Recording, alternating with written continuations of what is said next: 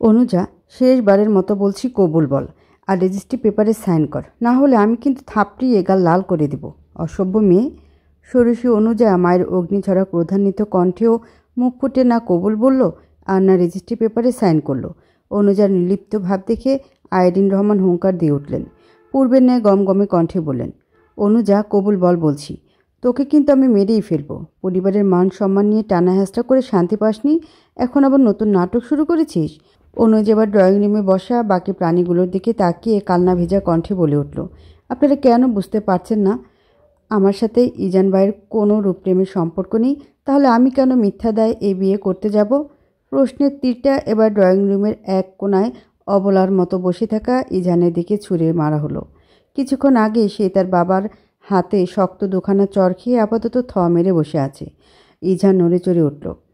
কিছু বলার জন্য মুখ খুলতেই পাশ থেকে ইজানের আব্বা রমিসউদ্দিন গম্ভীর গলায় বলতে শুরু করলেন, ওর কাছে কিছু শুনতে হবে না, চুলগুলো এমনি পাকেনি। আমাদের কি চোখ নেই? তোমাদের বয়স কম মানছি, কিন্তু পরিবারের কাছে সম্পর্কের কথা বললে তোমাদের মেরে ফেলতাম। কোন সাহসে পালাতে গিয়েছিলে বলো? আর একটি কথাও হবে না, কোনো শোনাশুনির প্রয়োজন নেই। এখনই এই মুহূর্তে বিয়ে হবে, এটাই ফাইনাল কথা। ইজানের মা মিনমিনিয়ে কিছু বলতে নিলে রমিজউদ্দিন বাজখাই কণ্ঠে বলে উঠলেন, আহ থামো তুমি, একটি কথাও বলবে না। ছেলে মানুষ করতে পারোনি, আবার কথা বলছো? আব্বা, আপনি আম্মাকে এভাবে অপমান করতে পারেন না। দোষ না করেও দোষী সাব্যস্ত করছেন, মেনে নিতে বাধ্য হচ্ছি, কিন্তু আম্মার অপমান আমি এক বিন্দুও মানতে রাজি নই। ইজানের দৃঢ় কণ্ঠস্বর। অবস্থা বেগতিক দেখে ইজানের মা ফাতিমা বেগম ছেলের হাত চেপে ধরলেন, ইশারায় বোঝালেন চুপ থাকতে। এরপর এক প্রকার সিনেমাটিকভাবে ইজান অনুজার বিয়েটা হয়ে গেল। দুই পরিবার নিজেদের সম্মান বাঁচাতে বিয়েটা তো দিয়ে দিল, কিন্তু অল্প বয়সী ছেলে মেয়ে দুটোর মনের অবস্থা কিছু আন্দাজ করতে পেরেছিল তারা? নীরবতা ভেঙে এক এক করে ড্রয়িং রুম ছাড়তে লাগলো সবাই। অনুজা নীরব নিথুর হয়ে বসে রইল। বয়সটা তার কম হলেও স্বপ্ন তার আকাশ ছোঁয়া। ছোট্ট মনে কত শত স্বপ্নেরা দানা বাঁধে। অনুজা নিজের সাথে হওয়া অন্যায় ও স্বপ্নগুলোর অপমৃত্যু চোখের সামনে দেখতে পাচ্ছিল। ডুকরে কেঁদে উঠল সে। এমন সময় হাতে টান পড়ল। হাত টানের উৎস খুঁজতে গিয়ে আবিষ্কার করলো ইজানের রাগে লালিমায় ছেয়ে যাওয়া পুরুষালী মুখখানা। অনুজা কিছু বলার আগে ইজান বলল, চল এখন, আমার বিয়ে করা বউ এ বাড়িতে কেন থাকবে? অনুজাকে এক প্রকার টেনে দাঁড় করালো। সবাইকে অবাক করে দিয়ে ইজান অনুজার হাত ধরে চলতে শুরু করলো। আইরিন রহমান বাদ সাধলেন, বললেন, তুমি নিজেই তো থাকো বাপের আশ্রয়ে, ওকে নিয়ে খাওয়াবে পড়াবে কি? বিয়ে হয়েছে তাতে কি? অনুজা আমাদের সাথে থাকুক, তুমি নিজের পায়ে দাঁড়াও, তারপর ওকে নিয়ে যাও, আমরা আটকাতে আসবো না।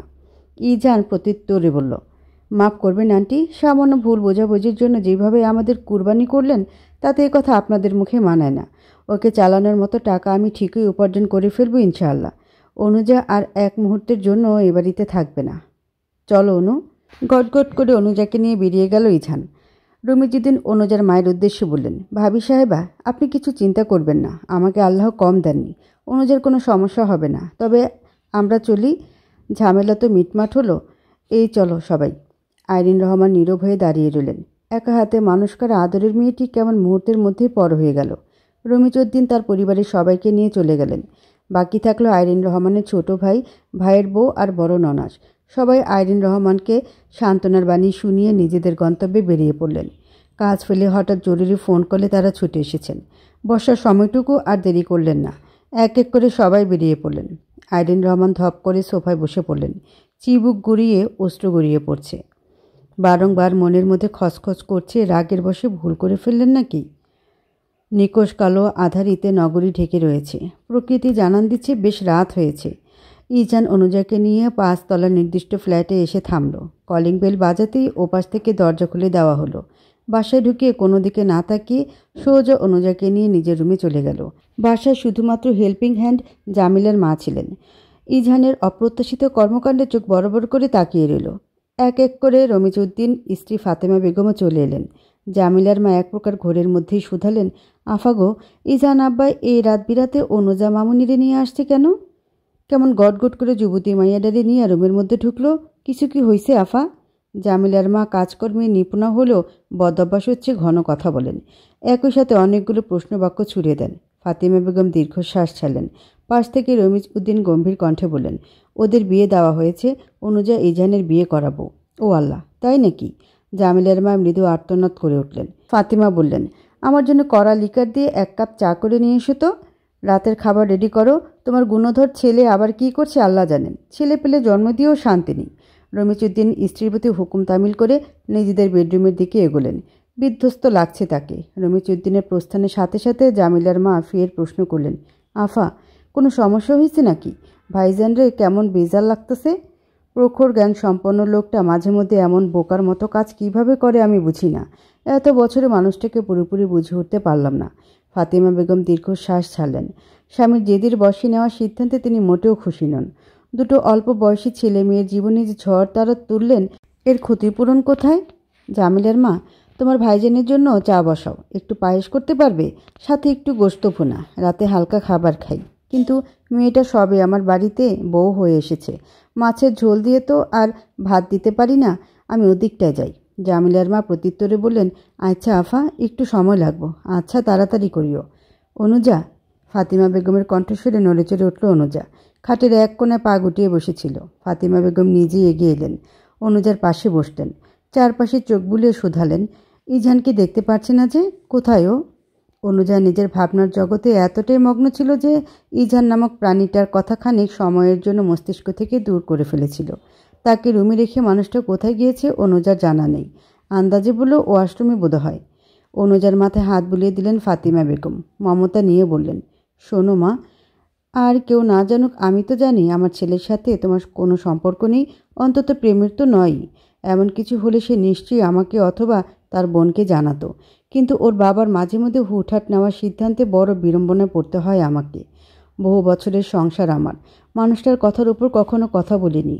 কিন্তু আমার ছেলের জীবন নিয়ে তিনি এমন সিদ্ধান্ত নিয়ে ফেলবেন স্বপ্নেও ভাবিনি মা। তোমাকে আমার খুবই পছন্দ, কিন্তু এমন হুটহাট নেওয়ার সিদ্ধান্ত আমি মোটেও খুশি নই। কী থেকে কি হয়ে গেল? তবে যা হওয়ার তা তো হয়েছেই। বদলানো তো যাবে না। তুমি খুব ছোট, তবুও বলতে বাধ্য হচ্ছি, একটু একটু করে মন থেকে মানতে শিখো। একদিন সব জটিলতা সরল হয়ে ধরা দেবে। আমাকে ভয় পেয়েও না। আমার থেকে সব রকম সাহায্য তুমি পাবে, বুঝলে? অনুজা মাথা নাড়ালো। কতটা সময় পরে মমতা নিয়ে তার সাথে কেউ কথা বলল। অশ্রু গড়িয়ে পড়ল কয়েক ফোঁটা। ফাতিমা বেগম অনুজার মনের অবস্থা বুঝতে পারলেন। বললেন, মায়ের উপর রাগ করিও না মা। তোমার বাবা গত হওয়ার পর থেকে একা হাতে সামলাচ্ছি। মেয়ে মানুষ, তিনি অপ্রত্যাশিত ঘটনা মেনে নিতে পারেননি। তোমার মা কেমন তুমি তো জানো, তাই না? অনুজা ধরা গলায় বলল, আম্মুর কি আমাকে বোঝা উচিত ছিল না? লোকের কথায় কেন কান দিলেন? এমনটা না করলেও পারতে নামো। আমাকে সব থেকে বেশি বোঝা মানুষটা আজ আমাকে সবচেয়ে অবিশ্বাস করলেন। এটা কি ঠিক হলো? ফাতিমা বেগম জবাব দিতে পারলেন না। অনুজার মনের অবস্থা তিনি বুঝছেন। কে কতটা সঠিক সেটাও তিনি জানেন। তবুও কাউকে দোষারোপ করতেও পারছেন না। শুধু অনুজার মাথায় হাত বুলিয়ে দিলেন। ইজান ওয়াশরুম থেকে বেরোতেই ফাতিমা বেগম বললেন, হাত মুখ মুছে খেতে চল। রাত তো অনেক হলো, খাওয়া দাওয়া করতে হবে তো। তোমার কি মনে হয় আমার ভাত খাওয়ার মতো মুড আছে? ওয়াশরুমে যাওয়ার মুড থাকলে খাওয়ার মুডও নিশ্চয়ই থাকবে। আমি কোনো কথা শুনবো না। বাপের কথা শুনতে পারলে আর আমার কথা শুনবে না? ইজানের বুক চিরে দীর্ঘশ্বাস বেরিয়ে এলো, মুখে বলল না। ফাতিমা বেগম রাতে নিজের হাতে খাবার খাইয়ে দিলেন অনুজাকে। যত্ন করে নিজের একটা শাড়িও পরিয়ে দিলেন। অনুজা কেমন কলের পুতুলের মতো অনুসরণ করছে ফাতিমা বেগমকে। স্বাভাবিক জ্ঞান বুদ্ধি তার সাময়িক সময়ের জন্য শীতকালীন ছুটিতে বেড়াতে গিয়েছে। কি করবে, কি বলবে কিছুই বুঝতে পারছে না। শোবার সময় ফাতিমা বেগম ইজানকে ইতস্তত করে বললেন, বলছি অনুজাকে আমার কাছে রেখে দিই। হঠাৎ করে বিয়ে হয়েছে, ছোট মানুষ, ঝামেলার দরকার নেই।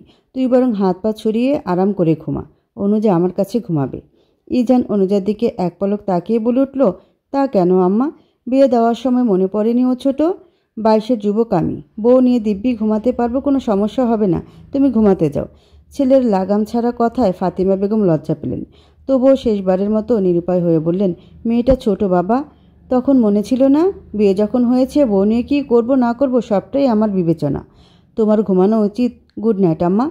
ইজান তার কথার সমাপ্তি ঘটিয়ে দরজা বন্ধ করে দিল। শাড়ি পরিহিতা অনুজার দিকে তাকিয়ে বলল, সালাম কর। বাসর ঘরে বরকে সালাম করতে হয় জানিস না?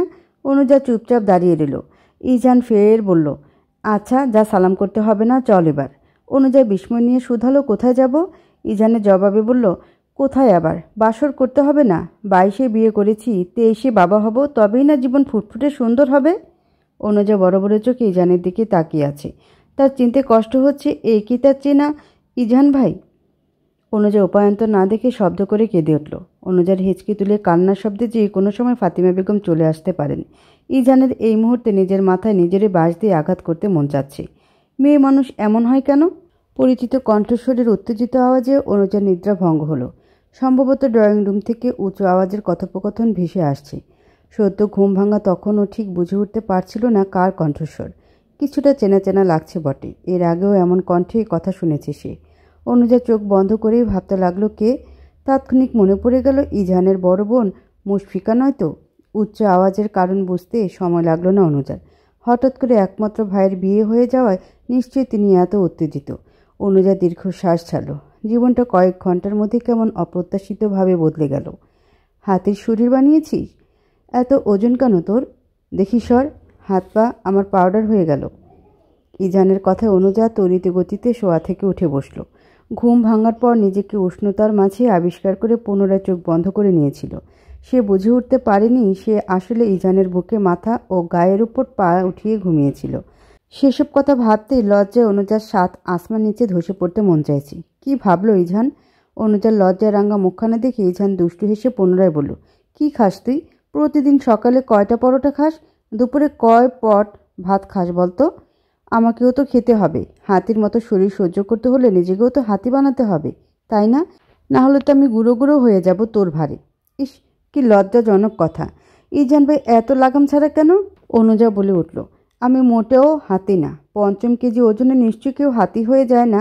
মোটেই। হ্যাঁ, নিজের ওজন বুঝবি কিভাবে? বুঝবো তো আমি। বাই দাও মেঠোপথ, ঘুম ভালো হয়েছে? অনুজা মাথা নাড়িয়ে সায় জানালো। ইজান লোকটা সাংঘাতিক, সে আগেই জানতো, কিন্তু তার জানা অজানায় আরও নতুন তথ্য যোগ হচ্ছে। অনুজা ফ্রেশ হওয়ার উদ্দেশ্যে বিছানা থেকে নামতে গিয়ে শাড়িতে পা বেঁধে পড়তে নিলে ইজান পেছন থেকে তড়িঘড়ি করে অনুজার কোমর পেঁচিয়ে ধরল।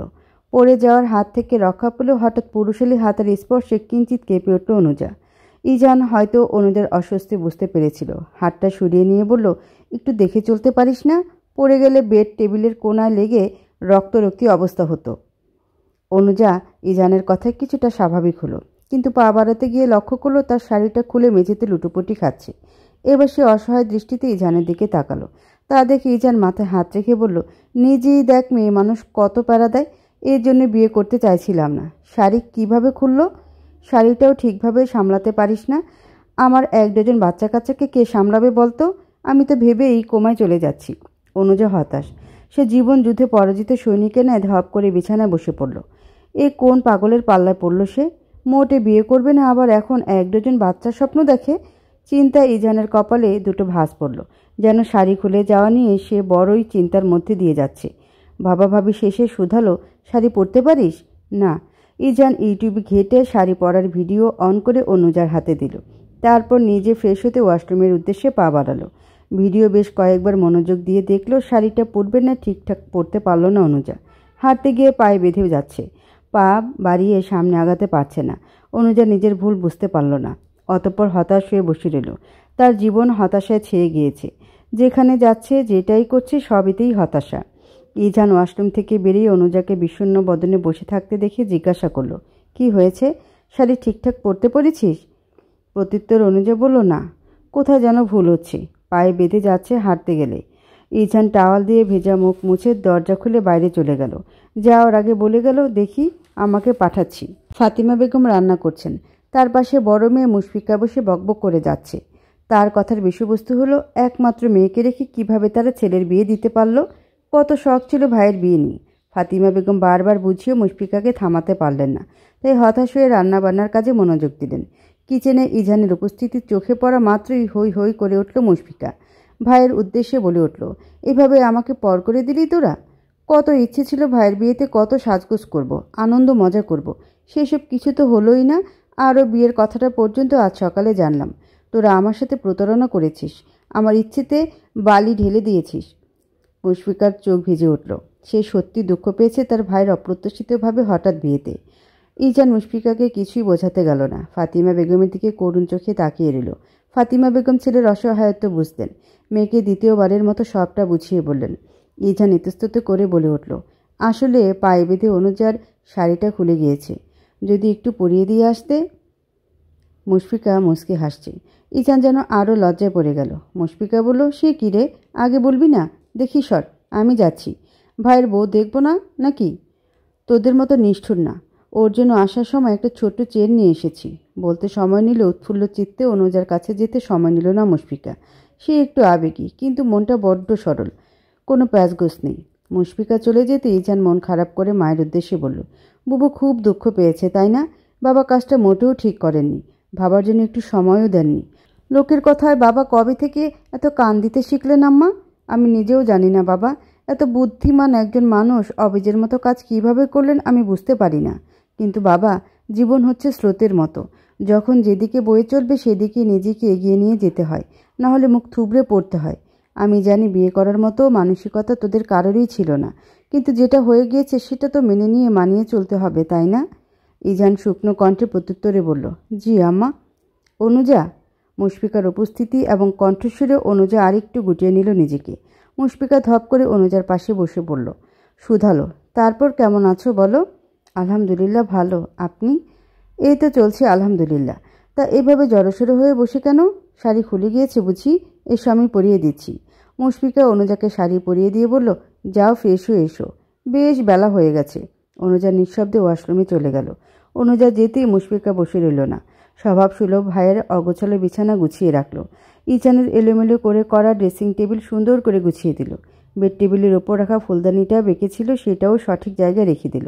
জানালার গ্লাস সরিয়ে পর্দা টানিয়ে দিল। ফ্রেশনার দিয়ে পুরো রুমে স্প্রে করে নিল। বেলকনির দরজা খুলে দিতেই আটকে থাকা সকালের তরতাজা রোদ রুমে ঢুকে পড়ল। আলোকিত হয়ে উঠল পুরো রুম। অনুজা ওয়াশরুম থেকে এসে দেখল মুশফিকা একটু একটু করে সব গুছিয়ে রাখছে। অনুজার একটু খারাপ লাগলো। তার গোছানো উচিত ছিল। সে এমনিতে খুব গোছানো এবং পরিপাটি স্বভাবের মেয়ে, কিন্তু নতুন জায়গায় এসে নিজের করণীয় সব কিছু এলোমেলো করে ফেলছে।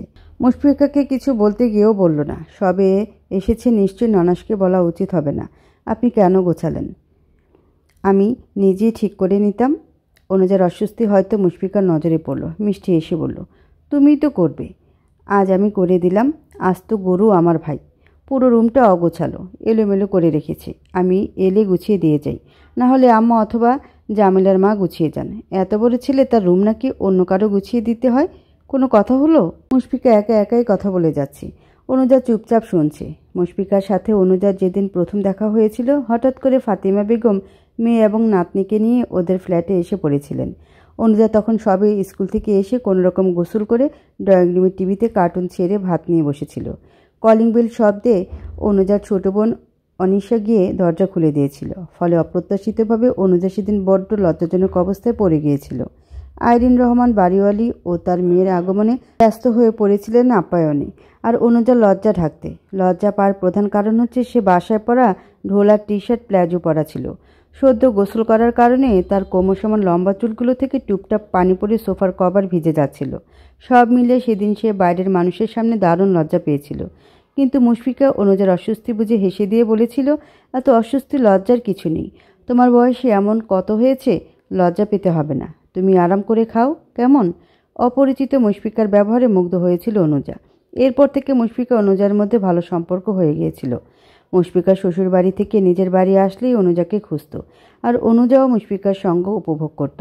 মুশফিকার ছোট মেয়েটা অনুজাকে খুব পছন্দ করত। মুশফিকা লকেট সহ একটা চিকন স্বর্ণের চেন অনুজার গলায় পরিয়ে দিয়ে বলল, বাহ, সুন্দর লাগছে তো। চলো এবার সকালে ব্রেকফাস্ট করে নিই। বেশ বেলা হলো তো, ক্ষুধা লেগেছে নিশ্চয়ই। অনুজা নিঃশব্দে মুশফিকাকে অনুসরণ করে চলল। অনুজার মাথায় বড় করে আঁচল তুলে দিয়েছে মুশফিকা। হালকা গোলাপি রঙা জামদানির শাড়ি আর গলার চিকন চেন অনুজাকে আর একটু বড় করে তুলেছে ইজাহানের চোখে। অনুজা সকালে নতুন রূপে কিছুক্ষণ মুগ্ধ হয়ে তাকিয়েছিল। অস্বীকার করতে পারল না তার ষোড়শী দারুণ সুন্দর। কি সুন্দর গুলোমুলো বারবি ডলের মতো লাগছে। মন চাচ্ছে টপাটপ দুগালে দুটো চুমো এঁকে দিই।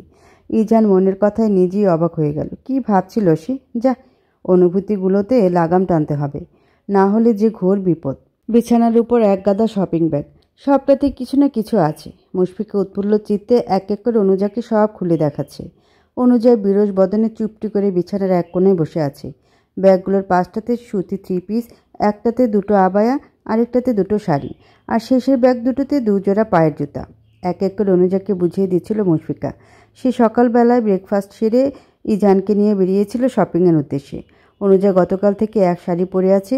ওদের বাসা থেকে জামা কাপড় না এনে নতুন বউয়ের জন্য নতুন পোশাক কিনে আনাটাই সে উত্তম মনে করেছে। মুশফিকা অনুজার উদ্দেশ্যে বলল, পছন্দ হয়েছে অনুজা?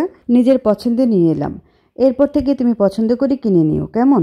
অনুজা প্রত্যুত্তরে শুধু মাথা দোলালো, অর্থাৎ তার পছন্দ হয়েছে। হঠাৎ ফাতিমা বেগম এসে বললেন, হয়েছে দেখানো, দুপুরের খাবারের সময় হয়ে এলো, এখন অনুজার গোসল হলো না, তুই বকবক পরে করিস, ওকে গোসলে পাঠা। মুশফিকা সায় জানিয়ে বলল, হ্যাঁ তাই তো। অনুজা, এখান থেকে এই লাল রঙা কামিজ সেটটি নিয়ে যাও, তোমাকে ভালো লাগবে। নতুন বউ লাল রং না পরলে চলে? অনুজা বিনা বাক্য ব্যয়ে মুশফিকার বেছে দেওয়া পোশাকটি নিয়ে ওয়াশরুমে ঢুকলো। মুশফিকা মায়ের উদ্দেশ্যে বলল, আম্মা, তাহলে আগামীকাল অনুষ্ঠান সেরে ফেলো, ওর 2 দিন বাদে পরীক্ষা, পরে তো পরীক্ষা বেঁধে যাবে, শুধু যাদের না বললে নয় তাদের নিয়ে অনুষ্ঠান সমাপ্ত করবে। ওদের বিয়ে হয়েছে অনেকেই জানেন না, দেখা গেল ওদের দুজনকে একসাথে দেখে আবার কে কী বলে বসবে। ফাতিমা বেগম মেয়ের কথা সম্মতি জানিয়ে বললেন, আচ্ছা, 2 দিন বাদে মেয়েটার পরীক্ষা, অথচ গোটা একটা রাত দিন চলে গেল, এখনও বই হাতে বসতে পারল না। তুই এক কাজ করিস, দুপুরে খাওয়া দাওয়া শেষে ওদের বাসা থেকে বইগুলো নিয়ে আসিস। আচ্ছা আম্মা, তা এজান কোথায়? দেখছি না যে। বাবুকে নিয়ে ছাদে গিয়েছি। ও। অনুজা বেশ সময় নিয়ে গোসল করলো। গতকাল সন্ধ্যা থেকে জীবনের উপর দিয়ে যে ঝড় বয়ে গেছে তার ক্ষয়ক্ষতি হিসাবে চেহারাতেও বেশ পরিবর্তন এসেছে। চোখের নিচে হালকা কালো হয়ে গেছে, মুখটাও ফ্যাকাশে হয়ে গেছে। অনুজা ওয়াশরুম থেকে বেরিয়ে দেখল মুশফিকা তখনও বসে আছে। অনুজাকে দেখে মুশফিকা বলে উঠল, ড্রেসিং টেবিলের বাম কর্নারে তাকে তোমার সব কসমেটিক্স আমি সাজিয়ে রেখেছি, গেলেই পাবে। অনুজা ছোট্ট করে জবাব দিল, আচ্ছা। গতকালের পর থেকে ইজান রমিজ উদ্দিনের দিকে চোখে চোখ রাখতে লজ্জা পাচ্ছে, কেমন যেন অস্বস্তি ঘিরে ধরেছে তাকে। খাবার টেবিলে যখন পিনপত নীরবতা বিরাজ করছে তখনই রমিজ উদ্দিন বলে উঠলেন, বিকালে আমার সাথে বেরিয়ে হতো ইজান। ইজান কিছু না বললেও মুশফিকা জিজ্ঞাসা করলো, কোনো সমস্যা হয়েছে আব্বা? কোথাও যাবে তোমরা? রমিজ উদ্দিন বললেন, না সেরকম কিছু না, কিছু কেনাকাটা করার দরকার, তাই যাওয়া প্রয়োজন। ইজান ছোট করে বলল, আচ্ছা যাব। দুপুরে খাওয়া দাওয়ার পরে অনুজা চুপচাপ বসেছিল রুমে। হঠাৎ মুশফিকা এসে ব্যাগ ভর্তি বই খাতা অনুজার সামনে রাখলো। সে এতগুলো বই আনতে গিয়ে হাঁপিয়ে গিয়েছে। বেড টেবিলের উপর রাখা জগ থেকে 1 গ্লাস পানি ভরে ঢকঢক করে গিলে ফেলল। তারপর অনুজার উদ্দেশ্যে বলল, একটা দিন তো গেল হেলাফেলা করে, আর সময় নষ্ট করে কাজ নেই, তুমি বরং পড়তে বসো, কাল থেকে কোচিংয়ে যাবে, ঠিক আছে? ঠিক আছে। আপু, আম্মু কেমন আছে? অনিশা, আরিশ, ওরা ভালো আছে? মা ভাই বোনদের কথা বলতেই অনুজার কণ্ঠ কেঁপে কেঁপে উঠছিল। একটা দিন অতিবাহিত হতে যাচ্ছে অথচ মা ভাই বোনদের সে দেখেনি। মুশফিকা অনুজার কাঁধে হাত রেখে বলল, সবাই ভালো আছে, ওরা কাল সবাই আসবে তো? কাল ছোট করে একটা অনুষ্ঠানের আয়োজন করবে আম্মা। কাল কিছুটা সময় হয়তো পড়ার সময় পাবে না, আর সময় নষ্ট করে কাজ নেই, তুমি বরং পড়তে বসো, আমি বাবুর কাছে যাচ্ছি। আর হ্যাঁ, দরজাটা লাগিয়ে দাও। আচ্ছা আপু। অনুজা মনোযোগ দিয়ে পড়া শুরু করলো। পড়তে পড়তে বিকাল হয়ে গিয়েছে। অনুজা এবার চেয়ার টেবিল ছেড়ে উঠল। একটু হাঁটাহাঁটি করা দরকার, কোমর লেগে আসছে। এমন সময় দরজার ওপাশ থেকে মুশফিকার কণ্ঠস্বর শোনা গেল, অনুজা। অনুজা দরজা খুলে দিল, কিন্তু মুশফিকার দিকে তাকিয়ে চমকে উঠল। মুশফিকার পাশেই দাঁড়িয়ে আছে অনুজার একমাত্র বেস্ট ফ্রেন্ড ইশরাত। অনুজা গিয়ে জড়িয়ে ধরল ইশরাতকে। মুশফিকার 2 বান্ধবীকে একা ছেড়ে মুচকি হেসে বেরিয়ে আসলো। এখন সময় ওদের, সেখানে তার না থাকাটাই বেটার। গতকালও তো কোচিংয়ে দেখা হয়েছিল, ফোনেও কিছু বললি না। বুঝলাম না এক রাতের মধ্যে বিয়ে কি করে হলো? শ্বশুর বাড়িতে চলে আসলি? ইশরাতের একের পর এক প্রশ্ন বাক্যে অনুজা বলল, তুই শান্ত হয়ে বস, বলছি সব। তুই চুপ থাক, একমাত্র বেস্টুর বিয়ে আর আমি কিছুই জানতে পারলাম না। এত নিষ্ঠুর হতে পারলি কি করে? আর যদি তোর খোঁজে না আসতাম জানতেই পারতাম না মহারানী বিয়ে করে সংসার শুরু করে দিয়েছে। অনুজা দীর্ঘশ্বাস ছেড়ে বলল, আমি নিজে কি জানতাম? বেশ কিছুক্ষণ আগেও জানতাম না আমার বিয়ে হবে। এক দমকা হাওয়া জীবনটা কেমন উল্টে পাল্টে দিল। জানানোর সুযোগটাই তো পেলাম না, প্লিজ ভুল বুঝিস না। অনুজার কথা শুনে ইশরাত নড়ে চড়ে বসল। রহস্যের গন্ধ পাচ্ছে। সে এমনি তো থ্রিলার প্রেমী। 2 ব্রুদার মাঝখানে 2টো ভাঁজ ফেলে শুধালো, সবটা বলতো, রহস্য রাখিস না। কি হয়েছিল? আন্টির মন খারাপ দেখলাম। অনুজা ফের দীর্ঘশ্বাস ছেড়ে বলতে শুরু করলো, তার জীবনে ঘটে যাওয়া অনাকাঙ্ক্ষিত ঘটনা। সব শুনে ইশরাতের মুখ থমথম হয়ে গেল। বলল, লোকের কথা এভাবে কান দেওয়া মোটেও উচিত হয়নি। এখন মানুষ এতটা বোকা আছে নাকি? কিন্তু অনুজা, ব্যাপারটা যদি সত্যি প্রেমের হতো তাহলে কিন্তু তোদের অনাকাঙ্ক্ষিত বিয়েকে প্রেমদণ্ড হিসেবে আখ্যায়িত করাই যেত। প্রেম করার দায়ে দণ্ডিত 2জন নরনারী। তা আমাদের দুলু কোথায়? কি জানি কোন চিপায় গিয়ে বসে আছে। ইসরাত অনুজার কানে ফিসফিসিয়ে বলল, তবে যাই বল, বাড়িটা কিন্তু বেশ সুন্দর। এমন কাউকে পেলে আমাকে জানাস, আমি এমনিতেই রাজি হয়ে যাব। বুঝলি, সিঙ্গেল জীবন পানসে লাগে রে। ইসরাতের মুখ হাসি হাসি ভাব। অনুজা স্বস্তির শ্বাস নিল। যাক, বেষ্টুর রাগ ভাঙানো গিয়েছে। তবে ইসরাত একমাত্র বেস্ট ফ্রেন্ড অনুজার, আর অনুজাও ইসরাতের একমাত্র বেস্ট ফ্রেন্ড। দুজনের বন্ধুত্ব সেই ছোট্টবেলা থেকে। কিচেনে মেহমানের জন্য নাস্তা বানাচ্ছিল মুশফিকা। ফাতিমা বেগম বাবুকে নিয়ে তার ভাইয়ের বাসায় গিয়েছেন। রমিজউদ্দিন, ইজান কেউ বাসায় নেই। হঠাৎ কলিং বেল বেজে উঠল। প্যানে নুডলস, আরেক চুলায় দুধ জাল হচ্ছে চায়ের জন্য। যে কোনো সময় দুধ উঠতে পারে। এই মুহূর্তে এক পাও কিচেন থেকে সরানো যাবে না। অজ্ঞতা মুশফিকা জামিলার মাকে ডেকে বলতে তিনি গিয়ে দরজা খুলে দিলেন। দরজার ওপাশের মানুষটাকে দেখে জামিলার মায়ের হাসি প্রশস্ত হলো। পৃথিবীর আরেকটা ভালো মানুষ তার সম্মুখে। ভদ্রলোক নিজে জিজ্ঞাসা করলেন, আসসালামু আলাইকুম, ভালো আছেন খালা? ওয়ালাইকুম আসসালাম, আছি আল্লাহর রহমতে ভালা। আব্বাই ভালো আছেন? জি আলহামদুলিল্লাহ।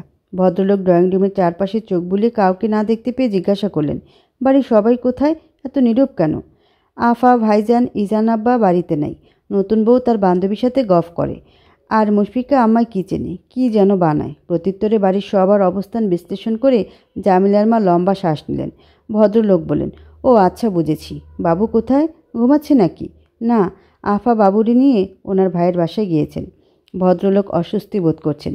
এই মুহূর্তে তার একদরে কিচেনে চলে যাওয়া উচিত, কিন্তু জামিলার মায়ের জন্য যেতে পারছেন না।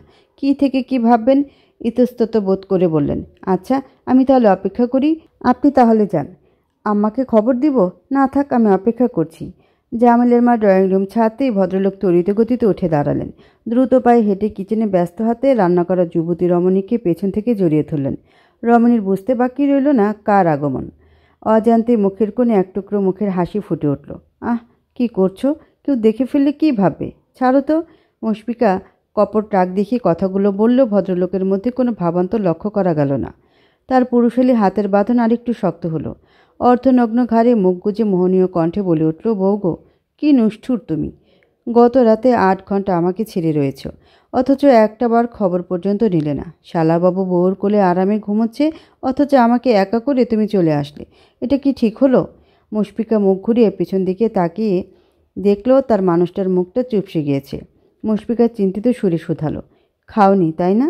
এত অবুঝ কেন আহিত? সকাল দুপুর নিশ্চয়ই না খেয়েছিলে। প্রত্যুত্তরে আহিত অবুঝ বালকের ন্যায় বলল, খাবো কেন? তোমাকে ছাড়া কখনো খেয়েছি আমি? দিব্যি ছিলে, একটা খোঁজ পর্যন্ত নাওনি। মানুষটার ভালোবাসা যেন দিনে দিনে বেড়েই চলেছে। সে 5 বছরের পরিণয়, অথচ আহিদের আচরণে মনে হয় নিউলি ম্যারিড কাপল। অনুতপ্ততায় ছিঁড়ে গেল মুশফিকার শ্যামবর্ণের মুখখানা। নরম সুরে বলল, সরি গো, একটু ব্যস্ত ছিলাম। বুঝতেই পারছো, নতুন বউ বাড়িতে। বিগত 8.5 ঘন্টা আমাকে ছাড়া থেকেছ। দুবেলা খাবার সময় তোমার মায়াময় মুখখানা দেখার থেকে আমাকে বঞ্চিত করেছ। এখন ফটাফট 800টা চুমু দাও। তোমাকে না দেখিয়ে মুখটা দেখো কেমন শুকিয়ে গিয়েছে। আহিদের আবদার শুনে মুশফিকার চোখ যেন কোটর থেকে বেরিয়ে আসবে। অবাক সুরে বলল, 800টা? অবশ্যই। 8.5 ঘন্টায় 850টা হয়। তোমার কথা ভেবে 50টা ছেড়ে দিলাম। এখন কথা না বাড়িয়ে ফটাফট চুমু দাও তো, আমার সহ্য হচ্ছে না। চা নাস্তাটা দিয়ে আসি, এরপর দিব। ঠিক আছে। আহিত নাছর বাঁধা, তার এক কথা, আগে চুমু পরে যাওয়া। চাটা ঠান্ডা হয়ে যাচ্ছে, প্লিজ বেবি। দাঁড়াও বলি ফটাফট মুশফিকার পুরো মুখে কমপক্ষে 20টা চুমু এঁকে দিয়ে তবে সে ক্ষান্ত হয়েছে। অন্যদিকে মুশফিকা যেন কেঁদেই ফেলে। আহিত মুশফিকার করুণ মুখশ্রীর দিকে তাকিয়ে পুনরায় আরেকটা চুমু দিয়ে দুষ্টু হেসে বলল, কাঁদে না ডার্লিং, এটা তোমার একমাত্র জামাইয়ের ভালোবাসা। বরং শুকরিয়া আদায় করো, আমার মতো এত ভালো একজন মানুষ পেয়েছ। মুশফিকা আর কথা বাড়ালো না। দ্রুত ট্রেতে নুডলস, চায়ের কাপ, আলুর পাকোড়া সাজিয়ে এক প্রকার দৌড়ে পালিয়ে গেল আহিদের থেকে। কি ভয়ঙ্কর পুরুষ! তার রোমান্টিক অত্যাচারে বেচারা মুশফিকার জীবন তেজপাতা হয়ে যাচ্ছে। সূর্যি মামা যখন পৃথিবীর অন্য প্রান্তে তাপ বিকিরণ করতে ব্যস্ত, এশিয়া মহাদেশের ছোট্ট বাংলাদেশে তখন গাঢ় অন্ধকার। গভীর অমানিসায় বেলকনি গ্রিল ধরে দাঁড়িয়ে আছে ষোড়শী অনুজা। তার কিশোরী মনের মধ্যে কত শত প্রশ্নের আন্দোলন চলছে। মাঘের শীতল হাওয়ায় অনুজা কেঁপে কেঁপে উঠছে।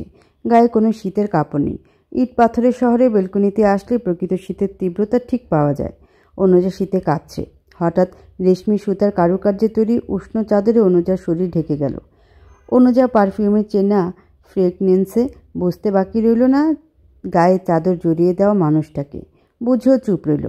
আজকাল নীরবতা নিস্তব্ধতা তাকে ঘিরে রেখেছে। মুখ ফুটে কিছু বলতেও কষ্ট হয় তার। অনুজাকে চুপ দেখে ইজান নিজেই বলল, হিমশীতল রাতে উষ্ণ কাপড় ছাড়া বেলকনিতে এসেছিস কেন? শীতল লাগে না? নাকি নায়িকা হওয়ার শখ জেগেছে? অনুজা অবাক সুরে শুধালো, নায়িকা হওয়ার শখ জাগবে কেন ইজান ভাই? আতকে উঠল ইজান। বলল, ভাই ডাকছিস কাকে? কে তোর ভাই? কোন কালের ভাই? খবরদার ভাই ডাকবি না, ছাদে বেঁধে রেখে আসবো। সে কি ভাই না তো কি? এতদিন তো ভাই ডেকে এসেছি। এতদিন বউ ছিলি না, মায়ের বোনের বান্ধবীর মেয়ে ছিলি, সেই সূত্রে ভাই ডাকাটা অস্বাভাবিক কিছু নয়, কিন্তু এখন থেকে আর নয়। জামাইকে কেউ ভাই ডাকে না, মনে থাকবে? গম্ভীর কণ্ঠস্বর ইজানের। প্রত্যুত্তরে অনুজা মাথা নাড়িয়ে বলল, থাকবে। বললেন না তো নায়িকা হওয়ার শখ জাগবে কেন আমার? দেখিস না প্রচণ্ড ঠান্ডা ওয়েদারেও ওরা ফিনফিনে পাতলা শাড়ি পরে শুটিং করে। ভাবলাম তোরও হয়তো নায়িকা হওয়ার শখ জেগেছে, তাই এখনই ঠান্ডা সহ্য করে প্র্যাকটিস করছিস। মোটেও না, মাঝে মধ্যে উষ্ণতা এড়িয়ে শীতলতা উপভোগ করতে হয় বুঝলেন। এর মধ্যেও ভালো লাগা আছে। রাগ তোর ভালো লাগা। দুদিন বাদে পরীক্ষা আর সে এসেছে ঠান্ডা উপভোগ করতে। জগতে কত অদ্ভুত জীব যে আছে। ঘুমাবি না?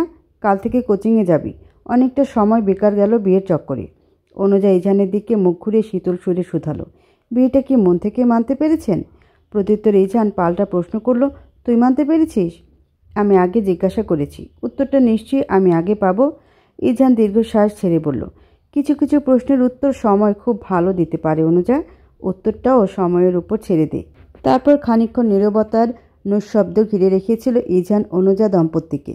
নীরবতার অবসান ঘটিয়ে ইজান বলল, তবে যাই হোক, বিয়ের পরে কিন্তু আমার বেশ উন্নয়ন হয়েছে। আমার হিসাবে আব্বা কি করেছে জানিস? তার কর্মকাণ্ডে তো আমি দারুণ অবাক।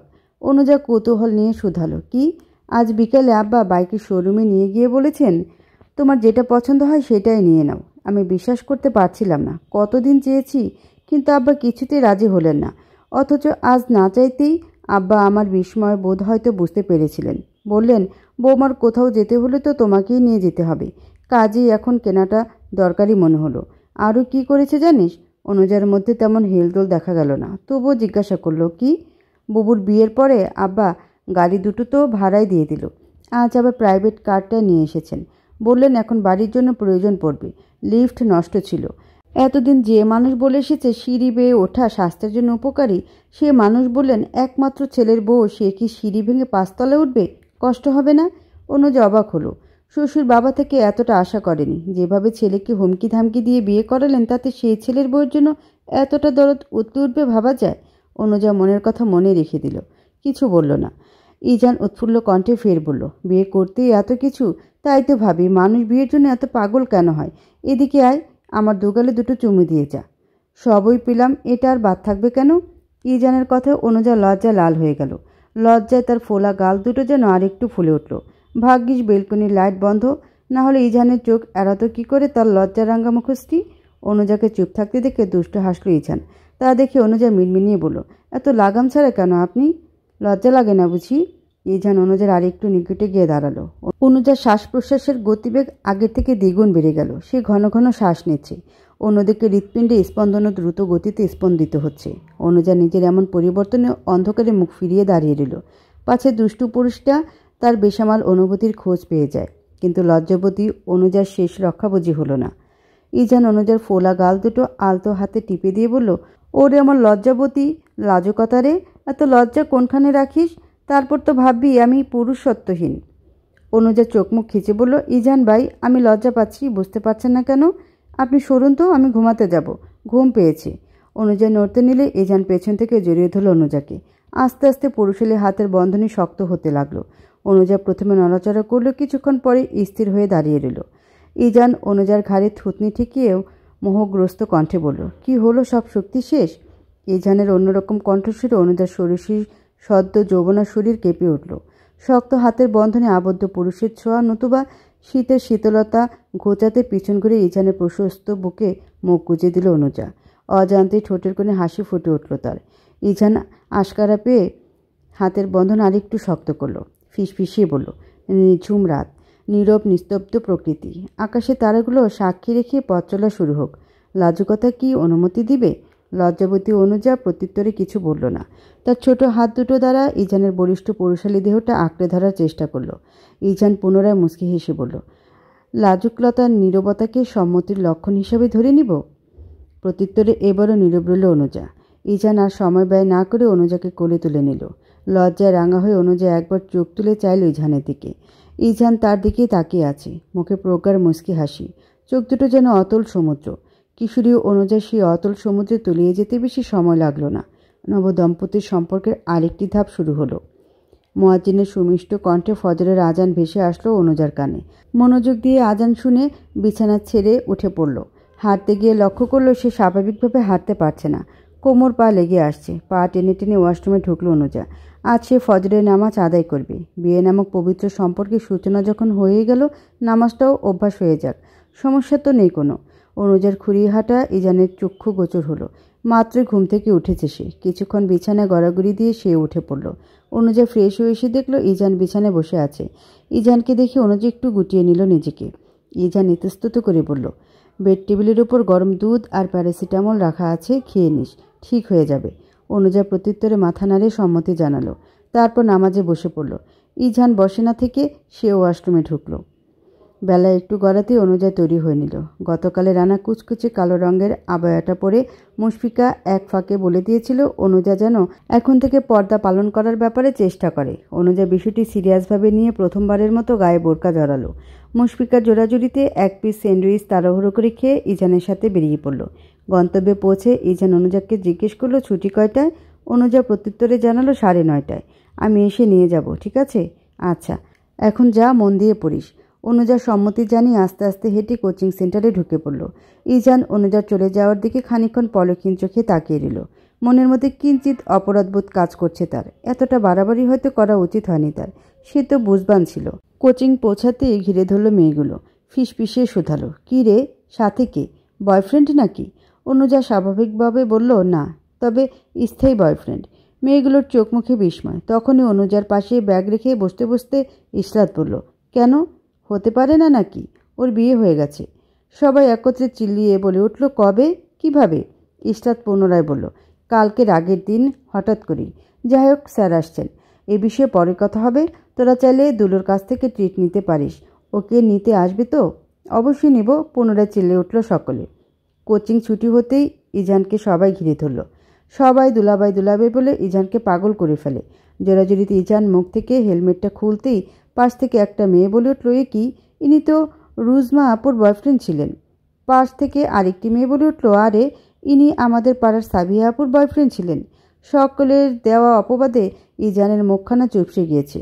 খানিকক্ষণ ইতস্তত করে বলে উঠল, না না, ভুল বুঝছেন, ওরা তো আমার ফ্রেন্ড হতো। তারপর অনুজার দিকে তাকিয়ে বলল, আমি তো শুধুমাত্র অনুজার বয়ফ্রেন্ড, আর কারো না।